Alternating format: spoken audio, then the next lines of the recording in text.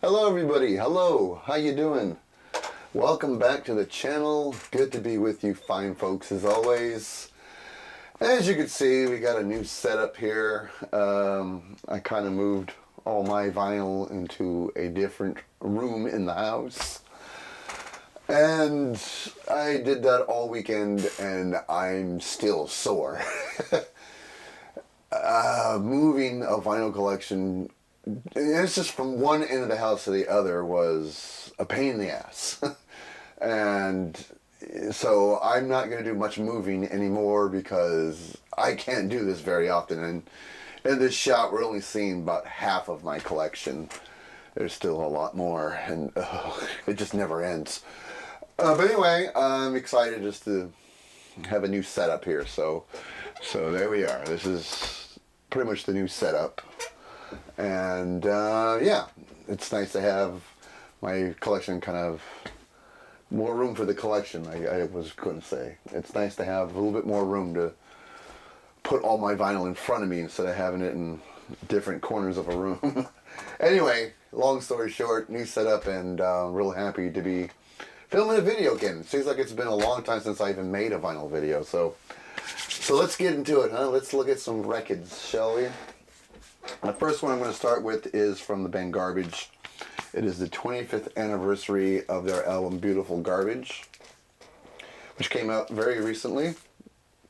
And this is the first time I've owned this album. I have not had it in any format, not on CD or whatever. And I like, there's a lot of songs on here I do like Cherry Lips and Shut Your Mouth. Those are good songs. So I didn't hate on the album. It's just, I don't know, I just never really went for this one. And but this is a nice reissue. Beautiful record, beautiful artwork on it. I dig a lot. And now that I finally own this record, I gotta say, I really love it. It's a good album. It's a really good album. I wish I had been more into it when it was first released, but hey, better late than never, right? Very good album, especially side 3. This is a 2-record set, by the way. Side 3 is probably my favorite side of the album, and it's on, let me just set this down real fast. It's on white vinyl with these custom labels here. So very gorgeous looking record. Both records will look like this, I'll only show one. Like I said, it's a 2-record set, and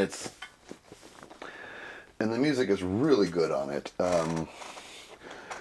You know, I once saw this record available on vinyl before. So when I was taking one of my LA trips, I went to one of my favorite record stores in LA, which is Freak Beat Records. Freak Beat Records. I think I said it wrong. Anyway, I saw it in their store on vinyl, and it was a UK import. And this is the second record. This is the sleeve for the second record. And like I said, white vinyl, same labels as the last one. But it's a gorgeous, gorgeous, gorgeous set. Anyway, where was I? So I'm at Freak Beat Records in LA. And I see that they have the UK import of this record on vinyl. This was like 5 years ago or so. And I was getting ready to pull the trigger on that record because I had never seen it on vinyl before. So, and I was still somewhat new to the VC, and I thought, into vinyl collecting, and I thought, oh, this would be a cool addition to the collection. And then I saw they wanted $50 for it, for the album on vinyl. Some people, that's not a lot of money. God knows I've bought more expensive records than that.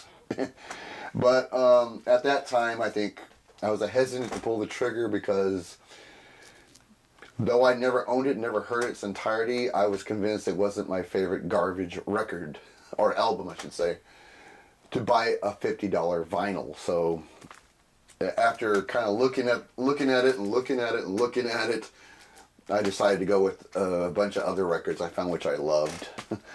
Part of me wishes I had maybe gone back, maybe the next day or so, and see if it was still there, and just grabbed it and paid the $50, and there you go. But for some reason, I just wasn't feeling it, and I'm kind of glad because all these years later, now I have a remastered one. It's the audio on this is killer.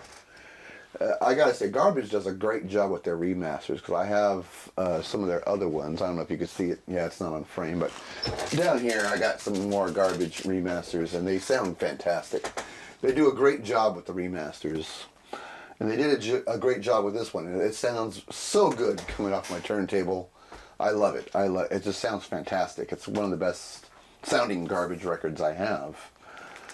And so I'm kind of glad I held off and waited and basically got this for about half the price. And plus it looks cool on the white vinyl with these custom labels. I'm glad I waited. I'm glad I waited. It paid off to wait. So real glad I did that. Okay, the next few records was from Record Store Day on Black Friday, to give you some idea how long it's been since I made a video. Yeah, Black Friday, Record Store Day. There were some interesting things that came out. This was definitely the one I wanted to get. This was the one I was hoping to score, and so delighted when I saw this in the record store. From Mr. Big, 30th anniversary of Lean Into It on vinyl. Oh, back in my early 20s, I loved this album so much. In fact, I was 21 when it came out, and I actually saw the band live during this tour. I think they were opening for Rush when I saw them, or they were opening for the Scorpions, one of the two.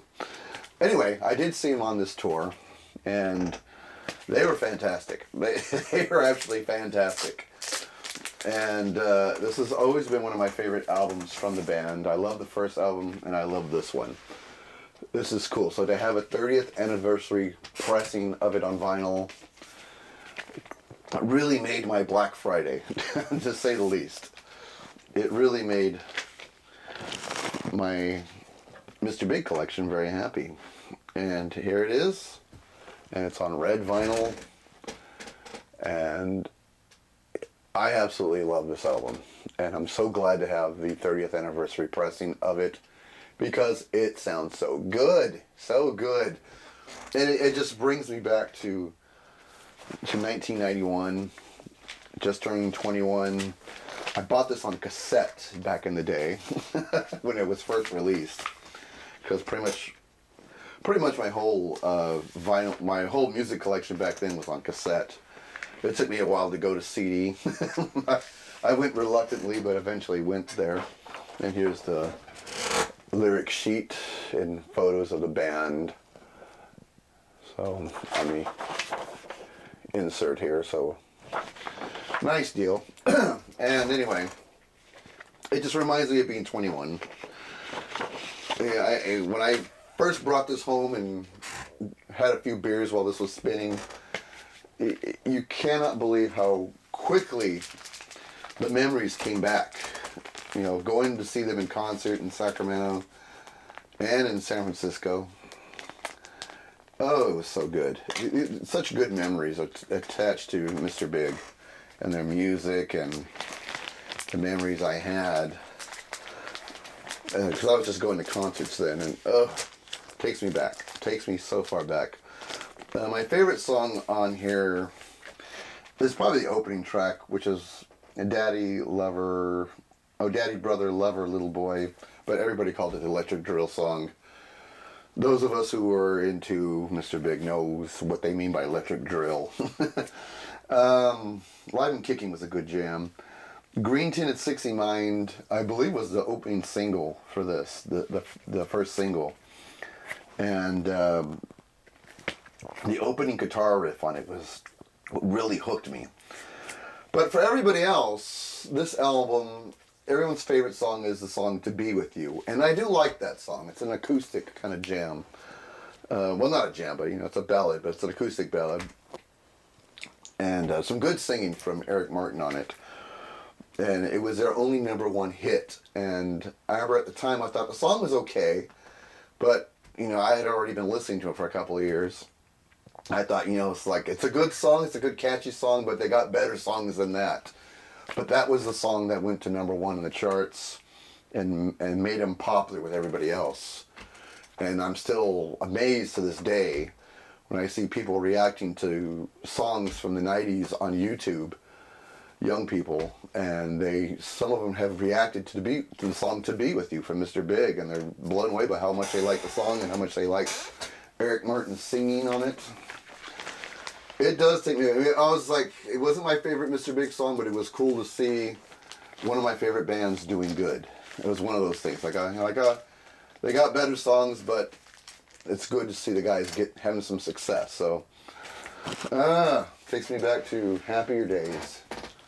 All right, here's one that I'm glad I got. It is from Miles Davis. It's a live record. Miles Davis live. Well, I'll just show you the cover. Maybe that would be better. There we go. Hopefully there's not too much glare. That's why I was kind of doing this. And look at the artwork on this. The artwork is killer on this. I'm really digging this artwork. Oh yeah, I love this artwork. And it's called Live Evil. Miles Davis Live Evil. I believe this came out in 1971. I believe so. I'm not sure, but I think it came out in 71. Legendary 2 LP live album, 50th anniversary pressing on teal vinyl. Really cool stuff. You know, I don't have many Miles Davis records. I think I only have a couple. This is like my third one. But I do go on a voyage when I listen to this. I do like this. I can't say I'm the biggest fan of Miles Davis. I'm not even the biggest jazz fan for that matter, especially on vinyl. But occasionally I will pull out some jazz records or buy some jazz records, and I always love what I hear. I don't have much of a jazz collection, but and there's the inserts. I mean the inner sleeve. And look at this. Colored vinyl, real gorgeous looking record. Music is killer on this. Like I said, I don't bring in many jazz records, but when I do, I really love them. And that time I have when I first get them, I'm almost addicted to them. I listen to them like 4 or 5 times in its entirety, front to back. And really love what I hear. I just wish I would go out and buy more jazz records. Probably because I'm not a big jazz expert, so I don't really know where to go, so I just sort of just go to the big names I know, like Miles Davis, Herbie Hancock, and so on, and just buy the names I'm familiar with. But I really want to expand on my jazz collection because I do appreciate jazz. I do like jazz. I don't listen to a lot of it, but when I do, I'm hooked. I just need a little bit more knowledge in the jazz department to know what to get, what's good. I should ask other collectors what are their favorite jazz records or artists, and hunt them down. I live close to Berkeley. I think finding jazz records won't be very hard in my area. So, anyway, a great album, great musicianship on it. And like I said, when you listen to this, it will take you on a voyage, a fun voyage. And I had a great time listening to this. Like the Mr. Big record, I open a few beers, turn up the turntable really loud, and just catch a nice buzz and let this band take over. And I had a good time with this record. I really enjoyed it. It's not for everybody, because I could see some people having trouble getting into it, but I had a blast with this, and makes me want to get more of his albums, because I really enjoyed what I heard on this album. So good stuff. Another live record, not jazz, from Modern English, After the Snow, live from live from Indigo at O2. I believe this was done. This is a recording that was like 10 years ago, I believe. Sorry, I'm looking at everything with 50-year-old eyes. It's not easy sometimes. I guess it was from 2020. So, yeah, recorded Friday, September 19th, 2020. Live from Indigo at O2.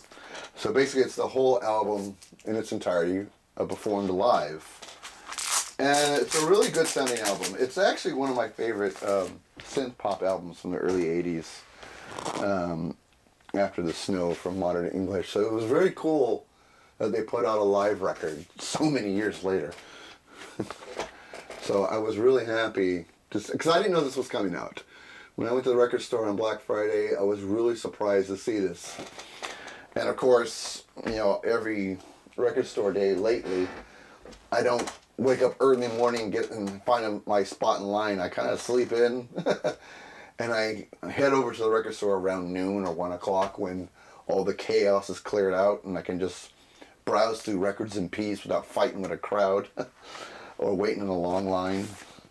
So here's the inner sleeve. Some nice artwork for the inner sleeve. And a really good live record. The band plays with a lot of energy. There's a good energy on this album. Everybody knows the classic song "I Melt with You." My band plays a cover of it, and we play our shows live. So I was really interested to hear their live version of "I Melt with You," and it was really good. For a band that's been around for a long time, they still bring the energy, and they sound great. I absolutely love this album. This live recording is really good. I've spun this about 2 or 3 times in its entirety since buying this album, and I like what I hear. It's a good album. It's a really good album. I'm glad I pulled the trigger on it. It's a rare album. I think it's a limited pressing because it was a record store day release. But I'm really glad I got it. Like I said, absolutely spectacular. So Modern English, After the Snow, live recording from 2020. Really good stuff. All right, I'm going to show you a few 7-inch singles. Some that I found real interesting. So here we go. This is from Peter Gabriel, a 7-inch single for the song Salisbury Hill, UK press from 1977. Same picture on both sides. I have never seen this before, to tell you the truth. I was so surprised when I saw this. I was like, whoa! I've never seen one in a shop out there in the wild. So me being a big Genesis and Peter Gabriel fan, I was really happy to see this. It's on the Charisma label. Really cool silver Charisma label. On the back side, let's see. Once again, we got to go to the bifocals.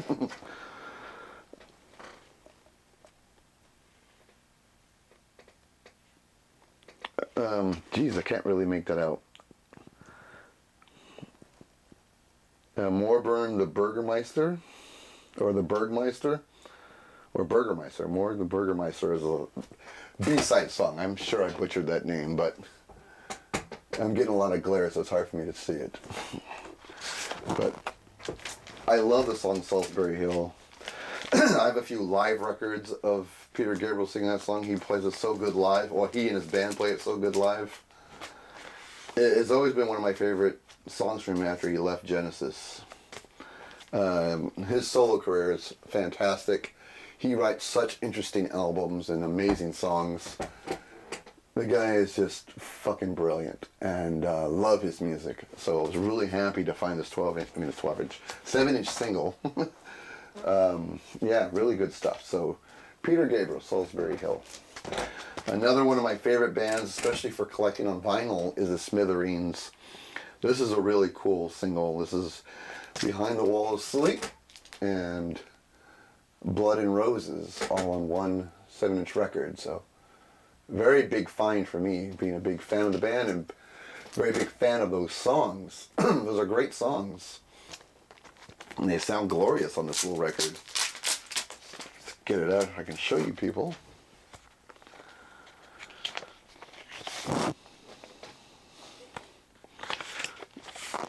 There we go. And not much of a label, but pretty cool anyway. Hopefully the glare, God, the glare is crazy in here. So hopefully you were able to see that. But I'm a big fan of the Smithereens, and collecting their vinyl is hard because you would think a band that was popular back in the '80s. You know, you go to a record store, it should be easy to find their stuff. I mean, I'm finding it, though I do find some things out there, it's not, it's hard to keep finding new little items to put in your Smithereens vinyl collection, other than seeing the same couple of records all the time. It's not as easy to collect, especially their 7-inch records, they're hard to find. So when I ever find something, I get real excited. And I don't even look at the price tag. I just know immediately it's going home with me no matter what. So very cool. This one I really liked because this is a classic song. So why not go for it? Blondie, Heart of Glass. Classic stuff. And I believe this is an original. Only because it looks old. I mean, I don't really know these things for certain, but it looks old, so I was like, yeah, it's an original. Not much of a cover as far as a label, I mean. But, God, that glare's fucking nuts. God. Great song. My favorite song from her.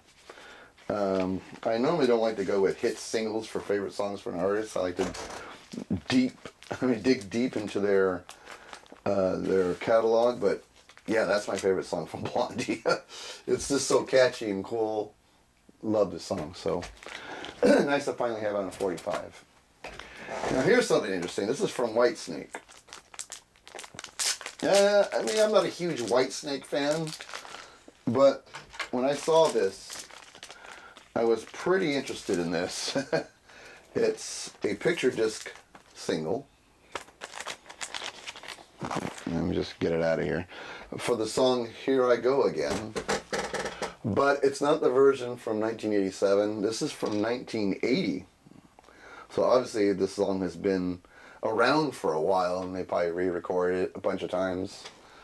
I was making sure I was holding it the right way. So there we go. And then, like I said, here's the back side with all the credits. So an early version of Here I Go Again, and instead of the keyboards and the nice pretty guitar in the intro, we get a electric organ playing those parts with, of course, David Coverdale's great vocals. And you hear it almost sounds like a 70s version of the song. It has that 70s rock sound to it, but it also has more of a soulful feel to it than what we're used to hearing from the 80s of that song, from the music video. I actually, probably because I've been hearing the other version so many times growing up, because I was a teenager when that song broke on MTV. Because I'm so used to that, I think I like this version better because, like I said, it has more of a soulful, I don't want to say R&B, but it has a soulful sound to it. It's not so much of an 80s hard rock sound. It's more of the 70s soul mixed with rock blues kind of sound. It's definitely an interesting listen. And to me, it looked like something pretty rare, especially on the picture disc. And I really love, like I said, I really love listening to this version of the song. It's something different, something alternative, but it sounds great. And David Coverdale's vocals are fucking awesome on this song, no matter which version you listen to. Really cool stuff.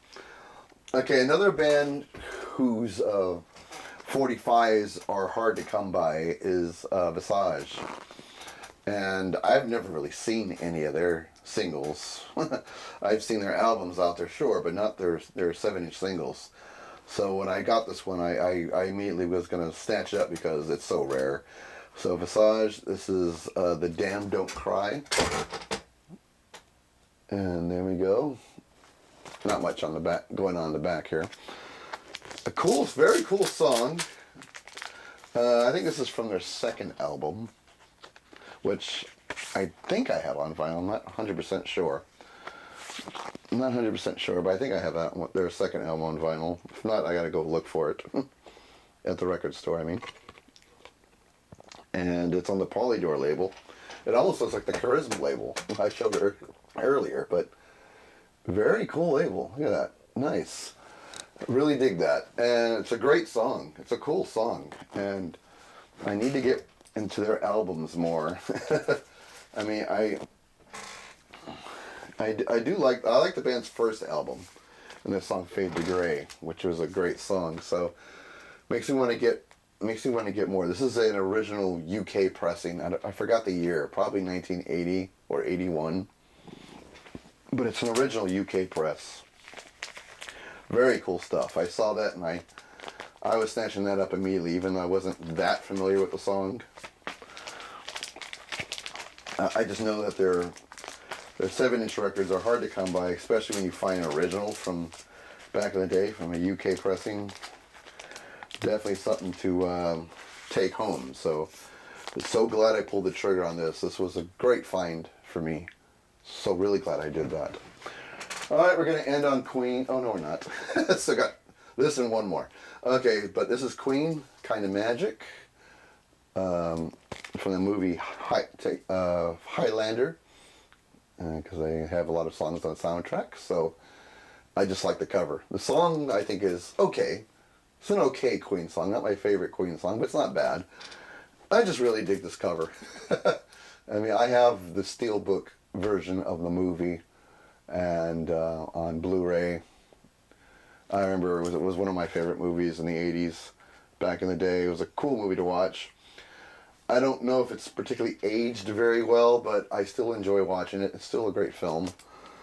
I wouldn't recommend it to everybody, especially a modern movie audience probably wouldn't like it. They would think it's 80s cheesy or something, but I liked it. And like I said, I thought the song was okay. It's just you know, the cover really made me want to see the movie again. God, that glare just drives me nuts. It's a Yellow Queen label, so really nice. And like I said, it's a decent song. It doesn't suck. A decent Queen song. I mean, not a song I really listened to a lot. I think I've only spun this like maybe 2 times since I bought it. I've had it for about a month or so. So it's not an item that's going to get a lot of spins, but as far as the Queen vinyl collection, it's a nice little piece to put in the collection. But probably not anything that's going to get a lot of spins from me.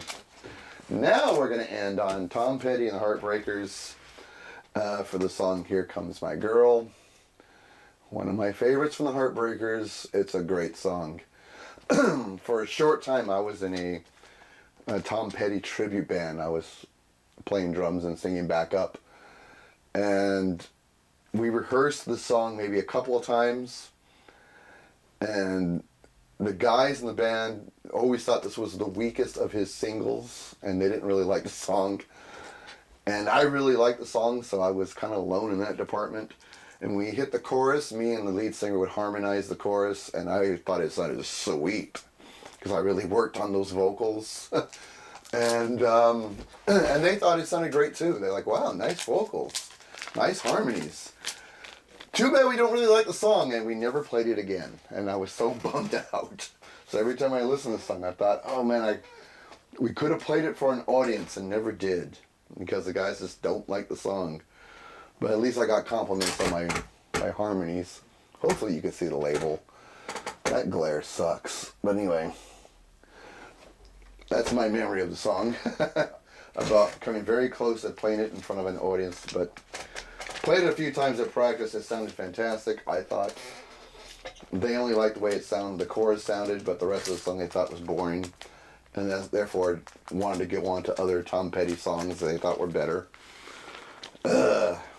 Bummer. Such a regret I didn't get to play that in front of a live audience.